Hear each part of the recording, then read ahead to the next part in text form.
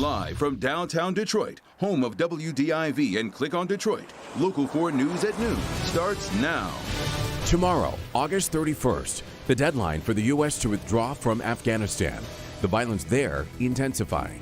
We are in a period of serious danger. What we're learning as thousands who want to leave remain on the ground.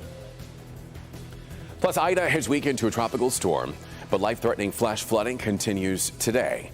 This comes as officials begin search and rescue efforts as the scope of damage comes into focus. But first, it's back to school for many students across Metro Detroit. Thousands of students are returning to in-person learning, many of them for the first time in more than a year. And that story, of course, topping our news here at noon. Thank you for joining us. I'm Evrod Cassimy. School's going to look a little bit different in a lot of districts, especially those where mask mandates have been put into place by county health departments as part of a coronavirus mitigation measure. Now, we do expect to get new numbers from the state today as far as coronavirus numbers are concerned, but the hope for a return to normal this fall and winter kind of appears to be fading fast as hospitalizations are up nationwide. In the meantime, students are somewhat excited to return to the classroom. We want to show you some video. This is from Fordson High School in Dearborn. You can't really see if the students are smiling or frowning as they're heading into the classroom because of the mask they're on their face. But let's turn our attention now over to Paula Tutman. She joins us live with a look at what's going on in the Wayne Westland School District. It's good to see you, Paula. What are you seeing out there? Hey, Everett. Well, I'm going to say most of those kids are smiling because I think one thing that we found out during the pandemic is those kids who thought they didn't like school found out they like school a whole lot. So I know it might seem kind of weird, and it really does seem kind of weird to actually be talking about school this early, right? Because so many school districts have decided to go back early before Labor Day. Dozens of school districts, in fact, have opted for that earlier start for contractual reasons. But also many of them are really, in applying for those waivers, are getting the benefit of that sooner the better based on the recovery work that has to be done since the pandemic. So for some districts that never went back to full in-person learning, this was the first face-to-face day. So imagine being a kindergartner or a first grader last year and never seeing a full first time or being in full first time in-person learning. And indeed, there are districts that never did go back to face-to-face learning. So many students seeing the faces of their teachers and their classmates despite the masks. The biggest thing, I think the decision's being made and where it needs to be made, and that's with the local county health department. They have the expertise, they have the data and metrics to determine what we need to do in certain regions. And again, like I said all along, we were going to abide by their guidance, which we did. I am not a fan of mandating anything in life. I think everyone is free to make their personal choice what works best for them and their family. I was a little disappointed to see it come down 2 days before school started. I think that was a little rough for people because even though in my gut I knew it was going to happen, I think the timing was bad. I'm pro-mask and pro-vaccine. So I'm pro-mask because you don't know who's been vaccinated and how long they've been vaccinated or how far away they've been vaccinated. My son wears a mask. He has not been vaccinated, but it's good because he has a mask. He's comfortable wearing a mask. So, I think, listen, this is going to be a parallel topic for the next coming days. Kids are excited to be back in school. Teachers are excited to be back in school. The mask thing, that's big. That's what people are talking about. You'll remember that on Friday, Wayne County, they put their mask mandate in place in the Tri-County area that only leaves Macomb County without the return to school mask mandate. And this weekend, the county executive there, Mark Hackle, sent out a note basically saying that, again, he is not planning on putting in a mask mandate. Here's what else we're learning, and that is that these school districts have learned a lot during the COVID learning months, and they're putting those things in place to actually make school better. Our coverage continues at 4 o'clock. We'll take a look at some of the things that districts learned that will actually make schooling better this year than ever before. Evrod. Paula Tutman reporting live for us this afternoon. Paula, thank you for that. We'll definitely be tuning in later. But just as many Americans were getting used to vacationing this summer, trouble-free in their favorite European destinations, the EU is apparently saying no more. Today, the bloc recommended reinstating COVID travel restrictions on the U.S. and 5 other countries. And those measures would include quarantining and testing requirements for unvaccinated travelers, as well as a halt on all non-essential travel. We do want to switch gears and talk about Hurricane Ida. It made landfall Sunday afternoon in Louisiana. You're looking live at pictures from New Orleans. That's an area that has been pretty heavily impacted by this powerhouse storm. And a remarkable view of Hurricane Ida from space. This is video from Sunday as the eye of Ida came ashore in Louisiana, again as a Category 4 storm. In the meantime, search and rescue efforts are underway after Ida roared ashore. Destruction is widespread and millions are without power there. Louisiana's Governor John Bel Edwards says that rescue crews are still trying to reach some of the hardest hit areas where there are reports of people retreating to their attics to try and escape the rising water. Let's check in with Liz McLaughlin. She has this report from New Orleans.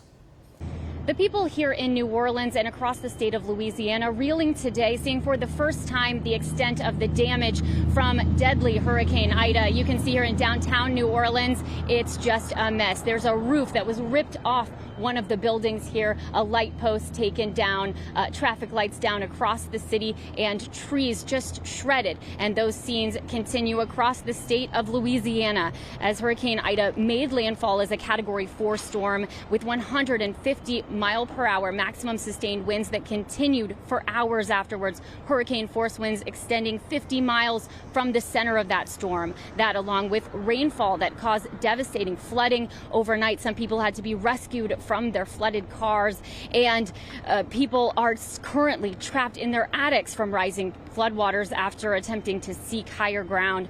Governor John Bel Edwards acknowledging the hard work required of first responders in the days ahead for their search and rescue efforts. The full extent of the damage and loss of life still yet to be determined.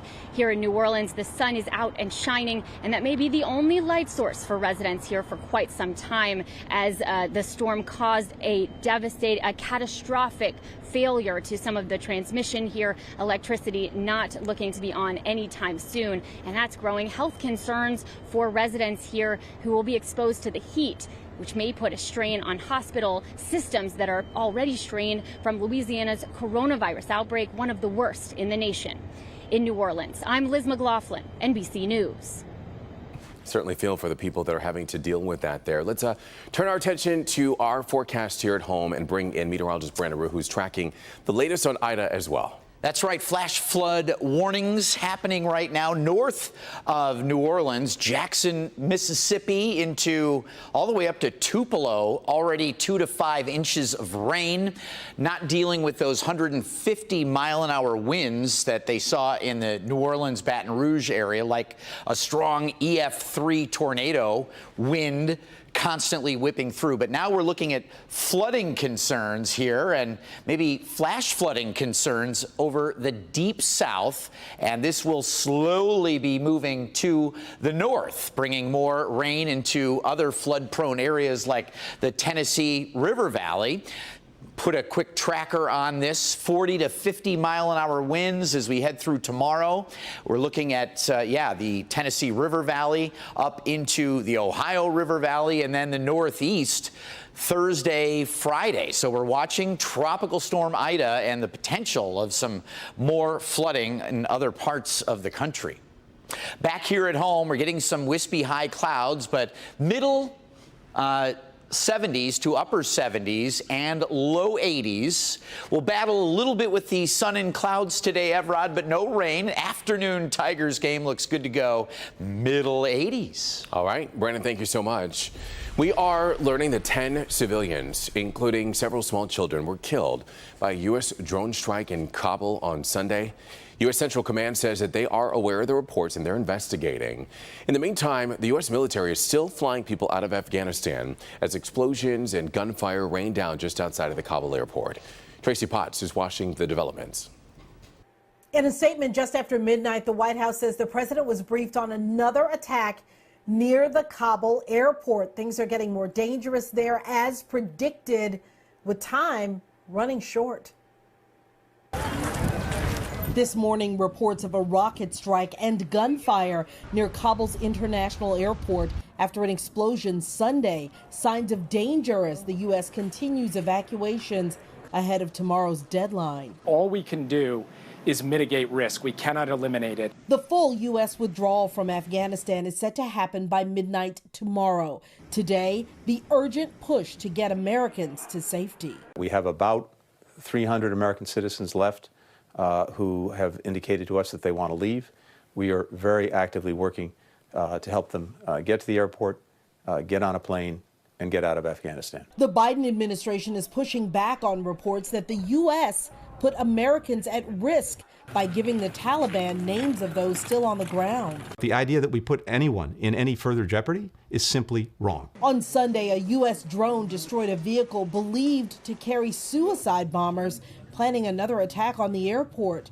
Critics say after tomorrow, it'll be hard to go after ISIS terrorists without sources on the ground. We have very, very little leverage to extract additional Americans or Afghan allies from this landlocked country.